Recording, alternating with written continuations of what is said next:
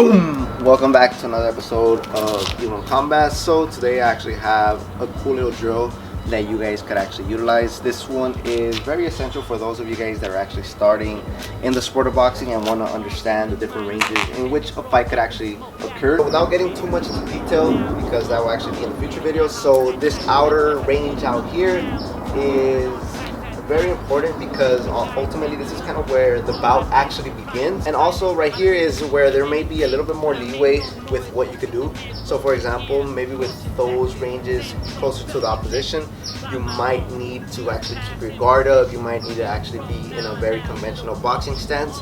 But out here, and you'll see this all the time, is since you're not really engaging with your opponent and you're not in a range where you could actually get, hit, counter punch, or get hurt. Right here, you'll see sometimes, boxers kind of like square up, right? Square up, move around, right? And move in this fashion or this way, which in theory is wrong, right? Because, we always want to keep this very traditional boxing stance. But here, you're already engaging. And here, you kind of want to already start keeping your guard up, getting into your conventional boxing stance.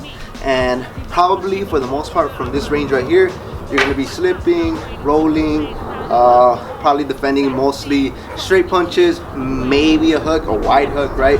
But for the most part, it's straight punches. Just so you guys could actually see my feet, here I am, closer to you guys, in range. You guys have the possibility to hit me with straight punches. You maybe want to throw some hooks. From this position, you don't ultimately want to throw uppercuts because they're very easy to counter from this range. So from here, keep your conventional guard, keep your conventional stance. Now we move into the closest section. So from this position, I just kind of want you guys to focus a little bit more on your legs, just because, so a lot of people throw hooks and uppercuts, but there's a lot of emphasis on your lower body, just because right here you're gonna actually create a lot of power, a lot of leverage. If you guys are gonna be working on the inside, you guys gotta make sure that you guys have a very stable base because you're very close to your opponent.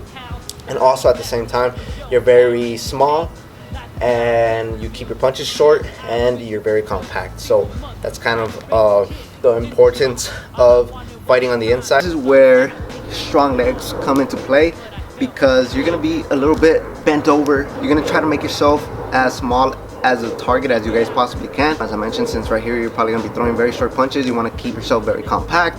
Honestly, even with the uppercuts and the hooks, right? Hooks, you don't really want to open up too much because that'll leave you exposed, and then since you're at a very close range, your opponent could easily counterpunch you. So here you might want to create a little bit more head movement, kind of go or bop or dip side to side, hit both sides of the body. That will actually bring me to the end of this video. As I mentioned, this is just a little bit of an overview. In the next few videos, I'm actually going to explain to you guys in a little bit more detail each range and tell you guys some of the do's and don'ts, give you guys some tips and tricks. So hopefully you guys enjoyed this video. Till the next one.